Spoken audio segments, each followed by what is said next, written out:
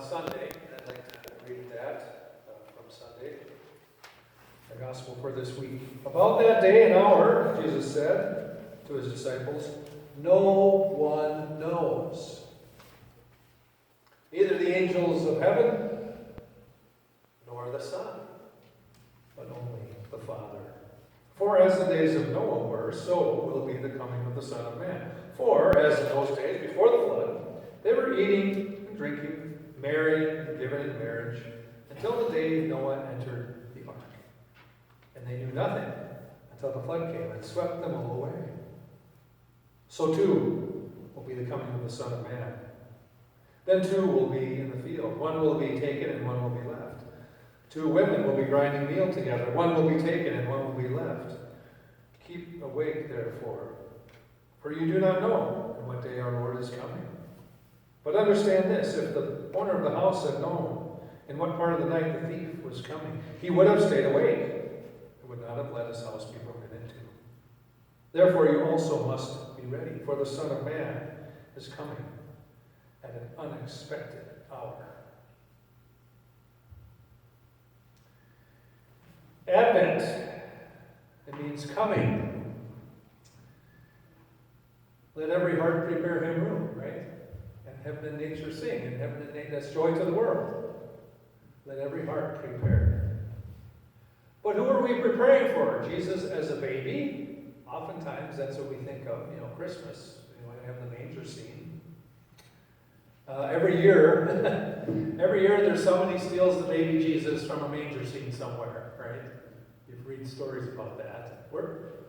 And I remember reading one advertisement in the paper. It said, please return Jesus back to the church, whoever took it.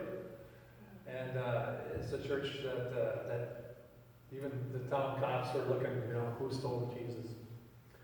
Well, is it Jesus as a baby or when he comes from Matthew? That's what we read today. When he comes as king, when he comes in glory, the second coming. It would make a difference to prepare which one it is. A week ago, my daughter had a baby girl, Nora Jane. And I go, Miriam, send me a picture on the phone. I got to put it up on the screen. So Sunday, for those of you who weren't here because of the snowstorm, I put it up. Because my wife accused me of not being a good grandpa when I wouldn't show everyone pictures. So I said, you got to show everyone pictures. You're a grandpa. I said, okay, I can be annoying like that. But my daughter, she has a baby, a boy. He's over a year old now. But she knew what to expect, sort of. But then everything's different, right? So you've had children, many of you. Every kid's different. She said this earlier. She goes, I thought it was going to be a girl. I felt it different. It seemed different to me. Now, I don't know if that's true. Some of you have had girls. And boys are different than girls. You can tell by the way you carry them. My mom always used to be able to tell that. She said, I knew I was going to have twins. And the doctor thought it was crazy until I said, you check again. And the doctor put in the stethoscope and went, no, you only have one. And all of a sudden he went, wait a minute. This is a good number, you have two. So anyway, she was right. Well, anyway, it's one thing to prepare for a baby when she knew her due date was, Friday of last week, and she was born on Wednesday, so pretty close. Everything kind of went as planned as far as that goes. You kind of know what, get the nursery ready, Well, Jesus doesn't give us a due date here. He doesn't say, at a certain year, it's going to be in the fall or in the spring or in the winter. He doesn't even give us a season, let alone a due date, a month. In fact, he goes the opposite. About that day or hour, no one knows. No one knows. Jesus had just told them earlier before here that when he comes, he's going to gather the elect from all the four corners of the world. From the north, south, east, and west. That's the corners. Okay, that's all the cardinal points of the compass. They're all going to come. From one end of heaven to the other. That's a promise. And he knew, as soon as he said that, when he comes in glory, they're going to try to figure out, do the calculations. Well, when is that going to be? When is that going to be? What difference does it make? Well, because if you know that, what does human nature tell us they would be doing? It's the same thing happens when I was in college. This is the date of the term paper. It's on this date. So when did I start studying? The night before. I had the whole semester, the whole quarter to figure this out. And what did I mean, it's human nature. We would put it off until the very last minute. When do I buy Christmas gifts for my wife? Tuesday morning on the way back from the Vikings game. I'm going down to the Vikings game with my son Monday night. So Tuesday morning I'll be driving back. I'll stop at St. Cloud at the gas station there at Clearwater. You know what I'm talking about, Clearwater? And they have this stuff called fritter bread. It's bread with frosting on the top and it's blueberry or apple. I'm going to buy her one of those. Don't tell her. But that's when I'm going to get it. This is my reasoning. It won't get any fresher than that day. So we can have it for supper, Christmas Eve. But I'm like that. But a lot of people are like that. Jesus said, if I tell you when, you're just going to sit around twiddling your thumbs until the last minute, and you won't do anything. He said earlier on in the scriptures, hey, the harvest is plentiful. The harvest is plentiful. The workers are few. If I tell you when, nobody's going to do anything. Nobody's just going to sit around. No. Just be ready. Be ready. Be prepared. And it's good to be prepared. I got a buddy. He's a pilot. He lives down the side of the road, and he used to fly in Alaska. And he told me, and I printed this up. In Alaska, if you're going to fly an airplane, this is a requirement. Section 235.110, emergency rations and equipment, Alaska statute. An airman may not make a flight inside the state with an aircraft unless emergency equipment is carried as follows. 1. The following minimum equipment must be carried during the summer months. A. Rations for each occupant sufficient to sustain life for 1 week. B. 1 axe or hatchet. C. 1 first aid kit. D. An assortment of tackle, such as hooks, flies, lines, and sinkers. E. 1 knife. F. Fire starter. G. 1 mosquito headset for each occupant. I guess the mosquitoes up there are like this big. H. 2 small signaling devices such as colored smoke bombs, railroad fuses, varied pistol shells, and unsealed metal containers. Or pistol shells. Number 2, paragraph 2. In addition to the equipment required under section 1 of this subsection, the following must be carried in addition as minimum from October 15th to April 1st. What season is that in Alaska? Iowa.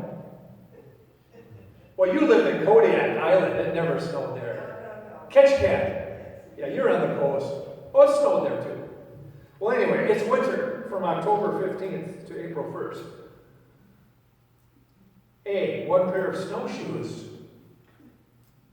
B. 1 sleeping bag. C. 1 wool blanket or equivalent for each occupant over 4. B. However, operators of multi-engine aircraft licensed to carry more than 15 need to carry only the food, mosquito nets, and signaling equipment at all times other than the period from October 15th and April 1st.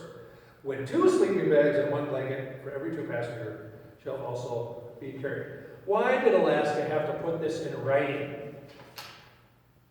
I got it off the FAA website, the federal. Because nobody would do it. And because people perished when they didn't have it. And the problem with pilots, and I am one, is we read an accident report and we go, ha, that idiot. I've heard this expression, anyone who drives faster than you is an idiot. Or slower than you is an idiot. And anyone who drives faster than you is crazy. Is that right? And anyone who drives slower than you is an idiot. Anyone who drives faster is crazy. Well, and Pilate said, that'll never happen to me. And those guys just didn't know what they're doing. Or, you can make an igloo. You don't need to worry about that. And so enough people died. And unfortunately, when you're a passenger of the plane, you're at the mercy of the pilot. And if he's not ready, he's not prepared, you're going along for the ride, and now you're stuck too. So enough people froze to death that Alaska says, okay, from now on, you got to have it. Preparation. Now, Jesus doesn't say mosquito netting, this and that, but he does tell us the truth. Understand. You know, think about a guy breaking into your house, a thief coming in. If you knew when he was coming, you'd stay up, but you don't know when he's coming, so just be ready anyway. You know, be prepared. I love this story, or this section of Matthew, because Jesus says, I'm like the thief who's going to break into your house. It's like, what? Couldn't there be any other way of example to use? But I guess not. So maybe Jesus just is messing with them. Live life as if these things are going to happen. And this is what the FAA says at the very last thing. All of the above requirements as to emergency rations and equipment are considered to be minimum requirements, which are to remain in full force and effect. Minimum. Keep awake. Be ready. We know life is precious, unpredictable, precarious, and because of that, it is indeed precious. We often are afraid to speak of that. And when something happens, and I've had to say this myself, and unfortunately, some of you have had to say, oh, why didn't I say so? I wish I would have said I love you one more, I wish I wouldn't have gotten an argument, But we're created more than just the disaster and the fear. We light the candles. The tradition is because the light is coming into the darkness. The days are getting longer now until, what is it, the 21st, or when the sun switches again, or shorter. Yeah, what's the shortest day? 20th? Yeah.